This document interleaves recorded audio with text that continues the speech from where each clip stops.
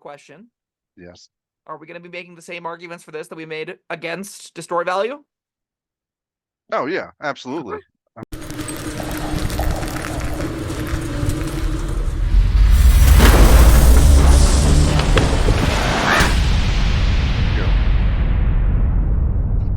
Hello, friends. Robert Bevan here, author of the Caverns Creatures series of comedy, fantasy novels, and short stories. With me is Sam West, and today we're talking about the spell Arcanist's Magic Aura. Wow.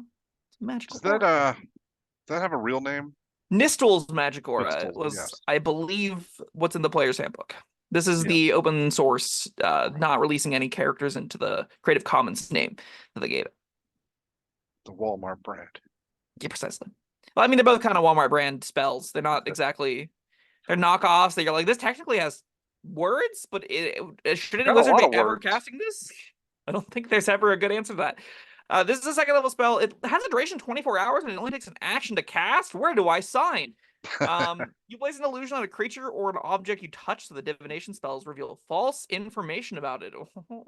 The target can be a willing creature or an object that isn't being worn or carried by another creature. When you cast the spell, choose one or both of the following effects. The effect lasts for the duration. If you cast the spell on the creature or object every day for 30 days, placing the same effect on it each time, the illusion lasts until it is dispelled. Notably, I forgot you need material components for this, a small square of silk, but it's not consumed, so it's okay. You just need to have a little thing of silk. Anyway, two modes you get. You can pick one or both. So you want both, you can take both. If you just want one, you can just pick one. You get false aura, so you change the way the target appears to spells and magical effects, such as detect magic, that detect magical auras. You can make a non-magical object appear magical, a magical object appear non-magical, or change the object's magical aura so that it appears to belong to a specific school of magic that you choose. When you use this effect on an object, you make the false magic apparent to any creature that handles the item. So if someone touches the object, they're aware of the false magic. You can make them aware of the false magic. Okay. The other option you get is mask. You change the way the target appears to spells and magical effects that detect creature types, such as Paladin's Divine Sense or the trigger of a symbol spell. You choose a creature type, and other spells and magical effects treat the target as if they were a creature of that type or alignment. God, that's boring.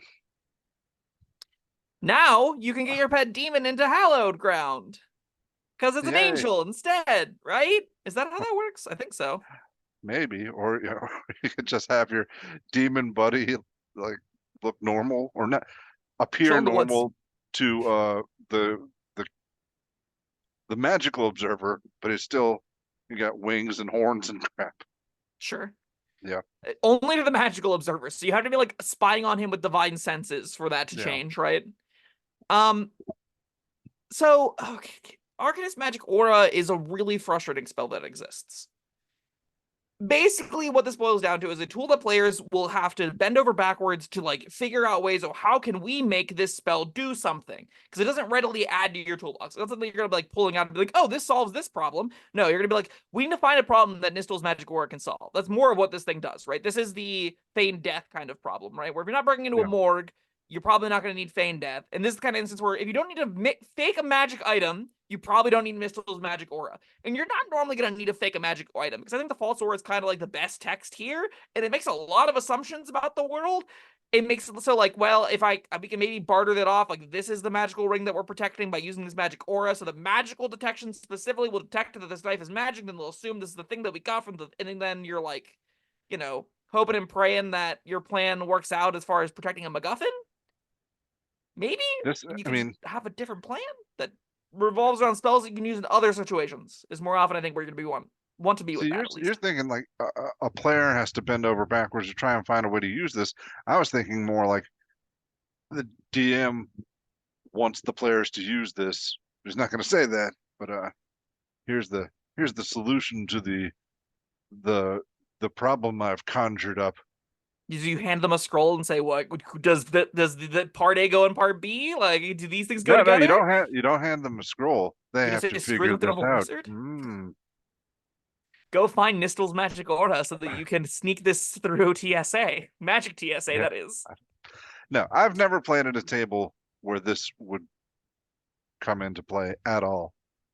But the one thing, I mean, it is a wizard spell. It's second level, so it's pretty cheap.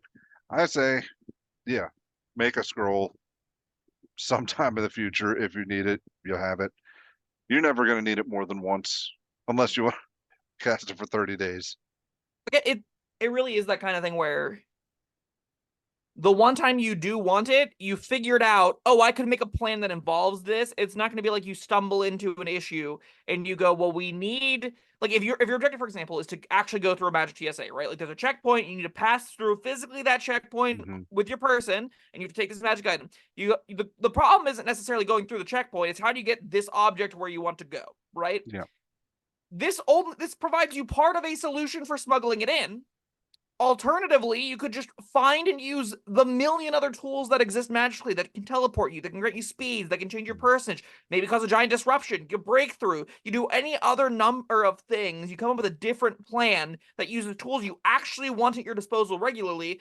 That this won't ever come into that equation. Yeah, all those sound a lot more fun too. Yeah, 100% agreed. Then, oh, this is not magical, boss. We're good to go. They go, okay. All right. Well, what about the flip side of that? You have something that's not magical, but now it appears magical.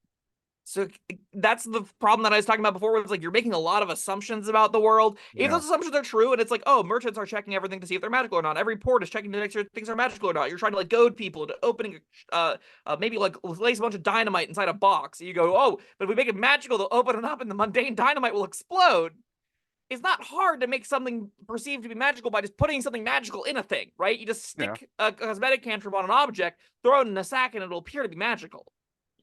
I was thinking more like you have a nice dagger, but you want to sell it for a lot of money.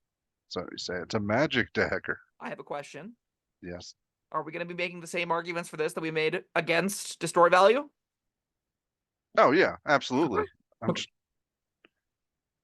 I'm just trying to think of any other ways you want to use this. Yeah, Yeah, but usually you don't. in a magic world, yes, this is a second level spell. If this works, then every wizard is going to be doing it.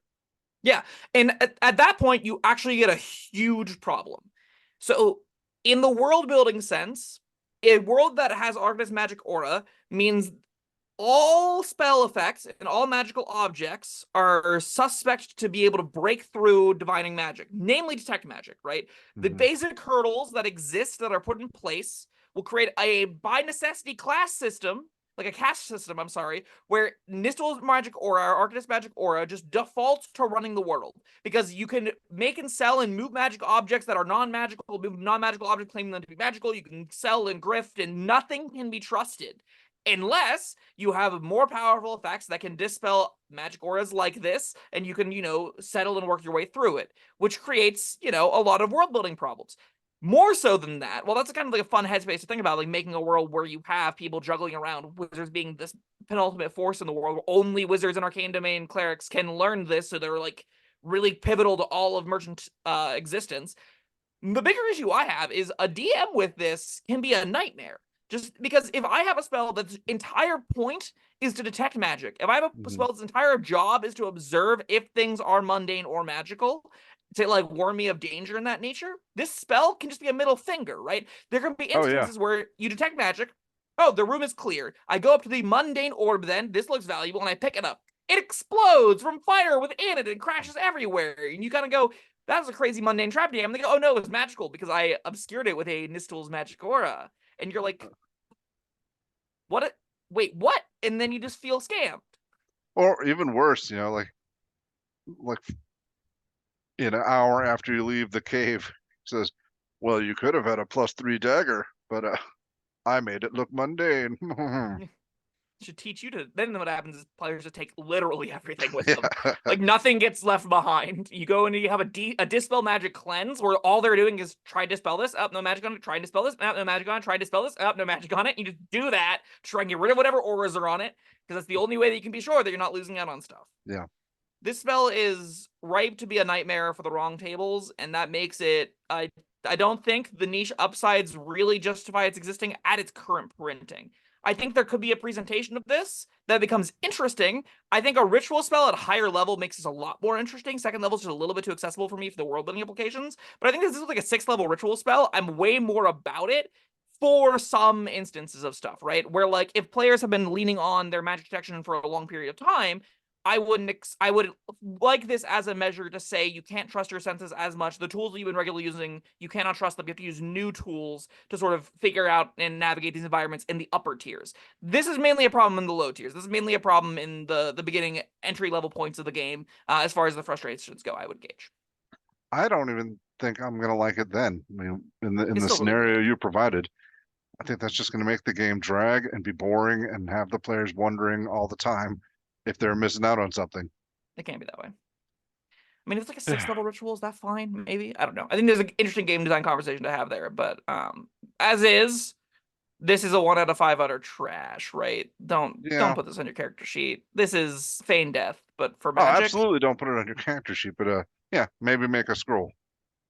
Yeah, neat world building implications. If you're a DM and you're thinking about using this, I would stay away from that because the first time you break your players' trust like this, there's no going back. They're not going to trust a single thing you tell or show Mm, them just because, you told them something wasn't magic and it was magic, or you told them something that was magic and it wasn't magic. And yeah. those two outcomes are, as the narrator, you can't be unreliable, and this lets you be unreliable. So Yeah, 1 out of 5 it is.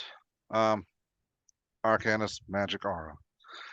All right, thank you, Sam. Thank you, everyone, for joining us. Let us know what you think down in the comments. Do you agree or do you love this thing?